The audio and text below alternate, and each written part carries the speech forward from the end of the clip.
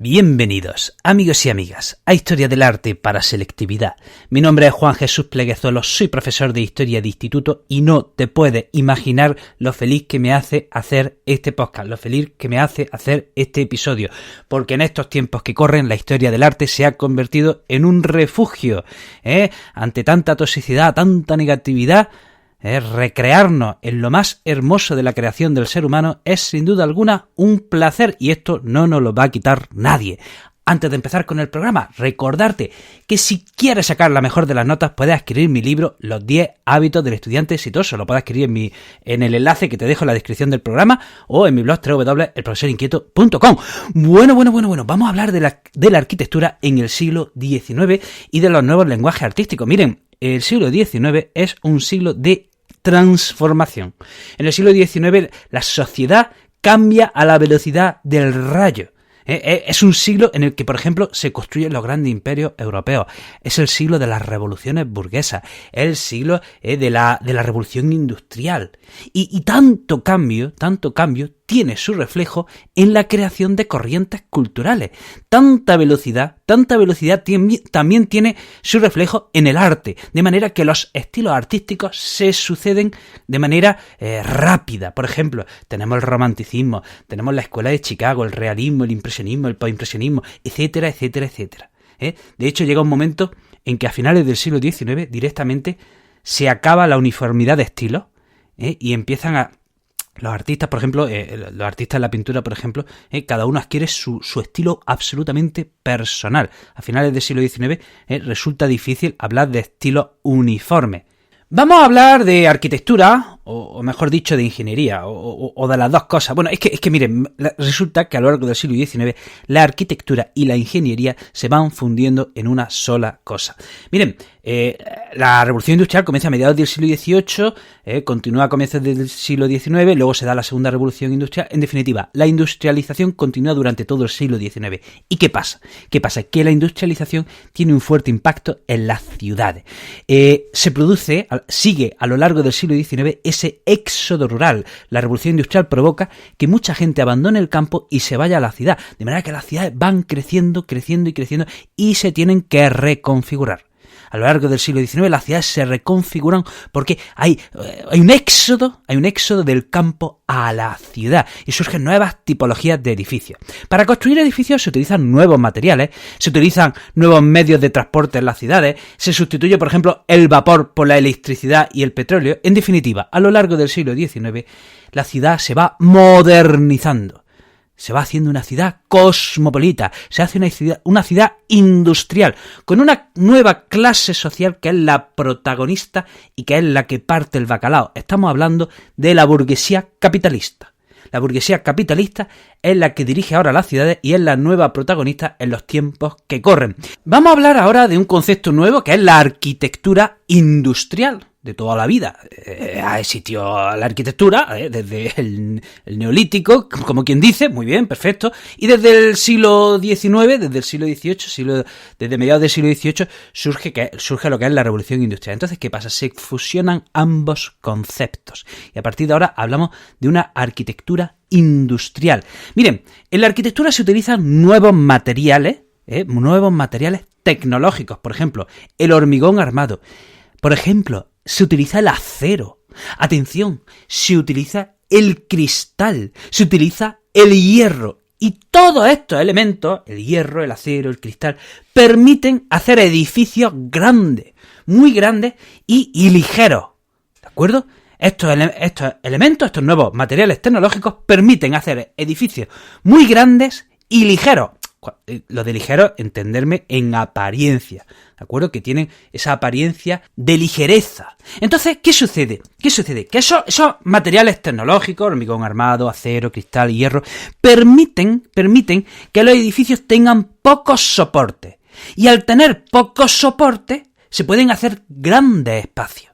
Se pueden abrir grandes espacios. Estos días estoy explicando a mis alumnos de segundo de la ESO, les estoy explicando el románico, ¿no? Y les estoy explicando cómo es las iglesias del románico, que si hay que construir una nave central, que si hay que construir varias naves laterales, que si hay que poner contrafuertes, que si hay que poner grandes pilares en el interior. Y claro, tanto elemento de soporte hace que las iglesias sean oscuras. Bueno, pues ahora se pueden construir edificios con pocos soportes, y se pueden abrir grandes espacios. De hecho, los muros, atención, ya no sostienen. El muro deja de ser un elemento de soporte y se sustituye por cristal. El muro se sustituye por cristal. Además, los edificios se pueden hacer de manera rápida porque las piezas ya están prefabricadas. No hace falta ya tener a un tío picándole a la piedra para hacer un ladrillo, para hacer un sillar y luego otro, y luego otro, y luego otro. No. Ahora las piezas ya están prefabricadas. Y esta arquitectura industrial, atención, se difunde a través de exposiciones. A lo largo del siglo XIX se van organizando grandes exposiciones internacionales para difundir los avances de la industria, los avances tecnológicos. ¿De acuerdo? Estamos en la época de la Revolución Industrial, entonces se organizaban exposiciones y ahí se exponían los grandes avances tecnológicos y los grandes avances científicos. Entonces, el primer gran exponente de la arquitectura industrial lo tenemos en 1851 en Londres. Bueno, lo teníamos porque ya no está. Se incendió. Qué pena, penita pena, ¿verdad? Este es el Palacio de Cristal de Joseph Paxton. Miren, está hecho con pequeñas piezas de acero prefabricadas. ¿Y qué vemos? ¿Qué vemos aquí? Pues que el muro ha volado y se ha sustituido por cristal. Este palacio tiene apariencia de vitrina. Y por lo tanto, o sea, si los muros han sido sustituidos por cristales, si tiene la apariencia de una gran vitrina, quiere decir que podemos ver el interior. Esto es una absoluta innovación. Esto no había pasado hasta entonces. Construir un gran edificio y desde fuera poder ver lo que hay en el interior. Eso es una novedad. Eso es una novedad inconcebible, unos años antes. De hecho, pero fíjense, la composición del edificio es tradicional. La composición es tradicional, sin embargo, ¿qué es lo que cambia? ¿Qué es la gran innovación? Haber sustituido el muro por cristal y desde fuera poder ver lo que hay en el interior. Fue incendiado, fue destruido en un incendio en 1936. Pero una pregunta, esto lo tenéis que saber. ¿Cuál es el gran exponente de la arquitectura industrial? Famoso, el edificio, uno de los monumentos o el monumento más visitado del mundo. Estamos hablando de la Torre Eiffel, construida en 1889. Es el mayor exponente, sin duda alguna. Aquí se funde el arte y la técnica y da entrada al Campo de Marte de París. ¿Qué es la Torre Eiffel? En el fondo esto es curioso. ¿Qué es la Torre Eiffel? Pues la Torre Eiffel, que da entrada al Campo de Marte de París, donde estaba la Exposición Universal, es un arco del triunfo. Eso es la Torre Eiffel. Los romanos ya saben que construían esos arcos del triunfo, ¿vale?, para celebrar las grandes victorias. Luego ese elemento de arco del triunfo se retomó durante el neoclásico, y los reyes del neoclásico del siglo XVIII también van construyendo arcos del triunfo en las grandes ciudades, en las grandes capitales europeas. Entonces, ¿qué es la Torre Eiffel? Pues es un arco del triunfo, ¿vale?, que se prolonga y se prolonga en una antena. Que se prolonga en una gran antena. Eso es la Torre Eiffel. Fíjense qué maravilla. Haber fusionado un arco con una antena. ¿A quién se le ocurrió eso? Decía entonces que la Torre Eiffel es un gran arco del triunfo que da entrada a la gran exposición universal.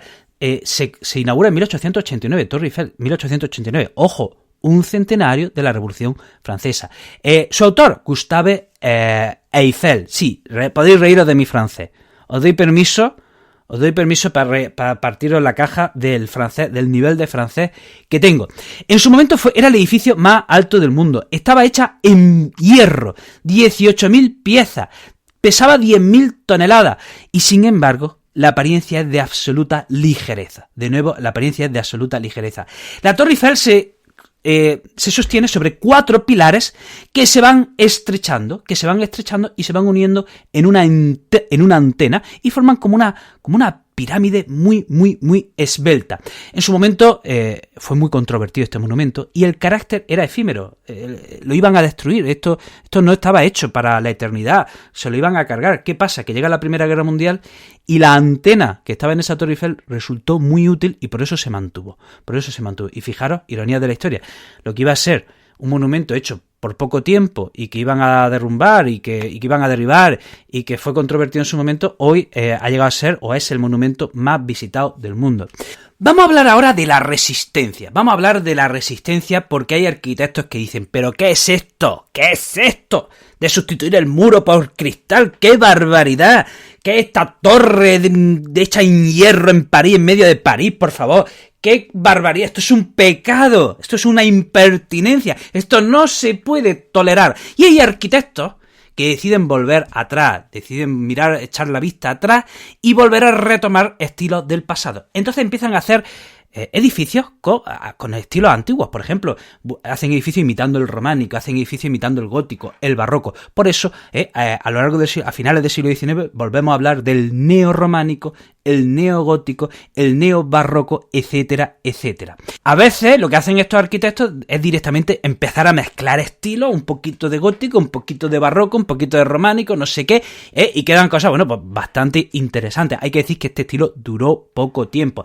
Ejemplos de esta resistencia que llamamos historicismo. Bueno, pues tenemos el Parlamento inglés, que es neogótico, que siempre vemos en las noticias, y tenemos también la Ópera de París, que es neobarroca, que se construye entre 1861 y 1875 bajo el Segundo Imperio francés de Napoleón III, que la construye Garnier. Y ahora vamos a hablar de la escuela de Chicago. Miren, en 1871 Chicago sufre un incendio y 17.000 edificios son arrasados, son incendiados. Entonces, ¿qué pasa? Hay que reconstruir la ciudad, pero hay una gran demanda de edificios, hay una gran demanda de viviendas. ¿Y cuál es la solución si hay poco suelo? Pues construir una ciudad vertical. Es ahora cuando nacen los rascacielos. La solución era construir una metrópolis vertical. ¿Cuáles son las soluciones? Por ejemplo, que la estructura del edificio, hacer una estructura metálica de hierro, de manera que se elimina el muro de carga. Los pilares son pilares de hormigón. Se utiliza, atención, el ascensor eléctrico. Los exteriores son lisos y acristalados, siempre con líneas horizontales y verticales. ¿Quiénes inventan este nuevo estilo? ¿Quiénes inventan la escuela de Chicago? Pues tenemos dos arquitectos, Le Baron Jenney y su discípulo Louis Sullivan. Le Baron Jenney construye un edificio que se llama Leiter Building, que es el primer edificio hecho en una estructura metálica. Y atención, tenía 10 pisos, tenía 10 alturas. ¿De acuerdo? Este es el primer piso construido sobre una estructura metálica. ¿Qué destaca de este edificio? Pues lo que hemos comentado antes, el muro es eliminado, ¿de acuerdo? Entonces se pueden construir grandes ventanales, lo que provoca que el interior esté iluminado. Y tenemos que decir que desde el exterior, y esto también es una gran novedad, desde el exterior se ve la estructura interior. El exterior refleja la estructura interior. Luego tenemos que decir que su discípulo Sullivan construye los almacenes Carlson. También tenemos que hablar de, en 1902, Daniel Burhan construye un edificio en Nueva York que se llama Flatiron Building. Y este edificio seguro que todos lo tenéis en mente porque es un edificio triangular. Su estructura es triangular en forma de plancha. ¿De acuerdo? Es un edificio triangular en forma de plancha y en este caso los exteriores están decorados con sillares. Están hechos con sillares, si bien es un edificio muy moderno, si bien es también de los primeros rascacielos, en este caso el exterior es aparentemente clásico. De hecho, el exterior, la fachada del edificio está dividida en 3 partes, como si fuese una columna. El exterior de la fachada está decorado como si fuese una columna. La parte inferior tiene hojas de acanto y la última planta está decorada con motivos renacentistas, ¿de acuerdo? Y es de los rascacielos más antiguos. Bueno, hasta aquí el programa de hoy. Te recuerdo que estoy hiperactivo en redes sociales, que si quieres estar atento a todos mis proyectos, me sigas en ellas. En Facebook soy Juan Jesús Pleguezuelos, en Instagram, TikTok y YouTube soy el profesor inquieto y en Twitter el profe inquieto. Querido amigo, querida amiga, te deseo lo mejor y nos vemos en el próximo programa.